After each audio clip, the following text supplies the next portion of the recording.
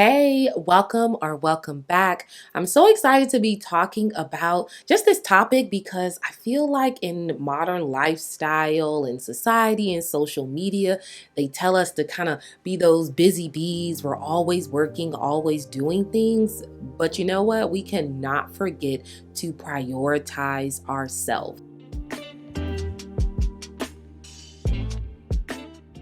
If we don't take care of us, I mean, maybe you have somebody who will, but listen, most times, if you don't take care of yourself, then no one else will. And you also have to be mindful that the way that you take care of yourself also helps other people know how to take care of you. So I want to make sure that you are prioritizing yourself. So in today's video, I'm going to be talking about some ways, some really easy ways, mind you, that you can prioritize yourself today. Now, before we jump into these ways that you can prioritize yourself, and you're like, oh my gosh, I need more than just these ways that I'm about to talk about, then don't forget to download my 30-day calendar and also 50 self-care ideas. I will leave it down in the description box below so that you can up the ante of being able to prioritize yourself with self-care. Now, let's jump into these ways to prioritize yourself today.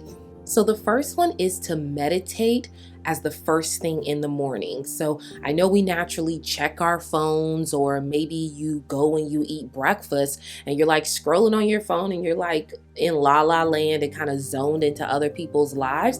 I want to challenge you to just take those moments while your coffee is brewing or while your tea is boiling or cooling down, and just, you know what, put that phone down and take a couple moments to just breathe and to be present in that moment and to be present in that time. What it does is it creates that intentional pause before you jump into taking care of business, taking care of kids, significant others, work duties, emails. You are first giving back to yourself, giving those first few moments of the day to you. The next one is to talk to yourself kindly. I feel like women, if you're a man watching this, no offense, but women are kind of naturally taught in order to be polite that we need to put ourselves down or not really praise ourselves. But I'm going to say that, listen, we need to talk to ourselves kindly. What would you say to a best friend if they were struggling, if they didn't really like their hair that day or just weren't feeling their best?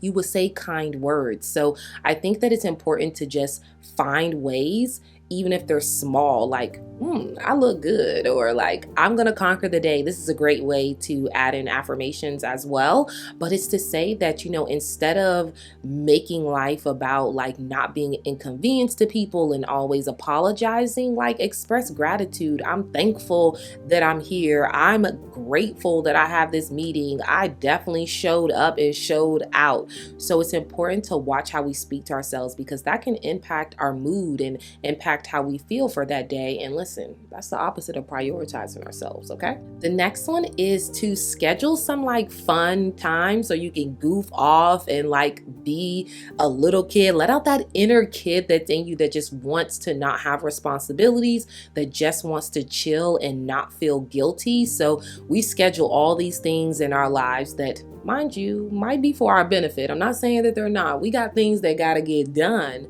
But it's important to also schedule that off time, that downtime, to just relax, kick back, take the shoes off. For me, I love definitely watching some anime.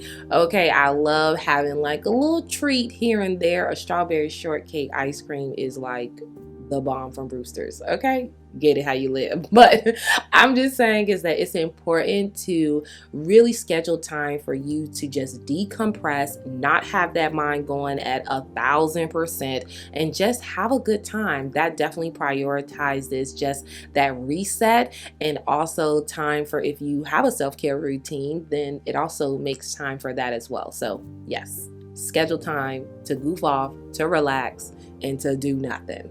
The next one is to make time for hobbies. And I know you're like, listen, I'm like, my job is my hobby. No, sis.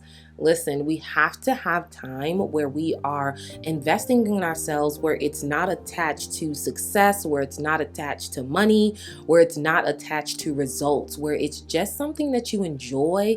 It's just something that feels good when you're doing it. It's something you pick up and actually like makes you feel good. There's reward and not results when you're thinking about it. And so that's what kind of makes a difference. So right now I'm kind of like brushing up on my Spanish.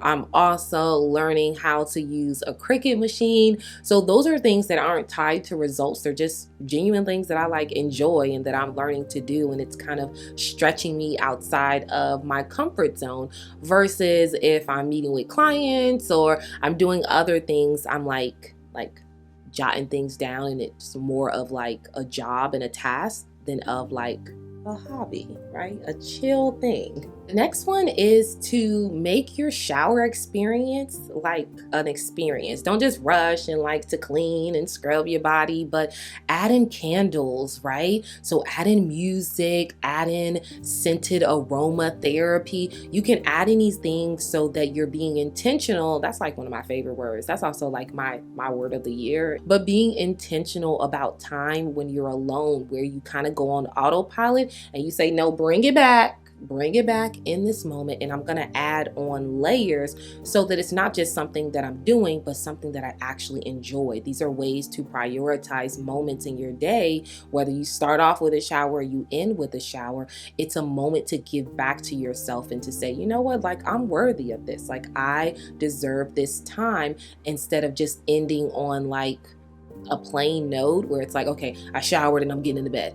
No, like let's make it an experience. It's the same thing what we did when I talked about just like meditating in the morning. You're taking those small moments, no matter how small they are, no matter how small the activity is, and you're turning it into an intentional experience to give back to yourself in adding in that self-care, which takes us to the last one.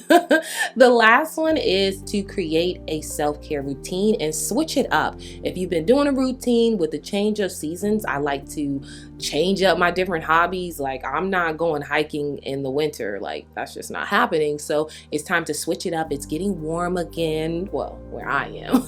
I'm adding all these little tidbits. I'm sorry, y'all. But it's to say that if you don't have a routine, create a routine, right? Where it's something that grounds you and you look forward to, and you know, hey, like I'm going to take care of myself today because you scheduled it.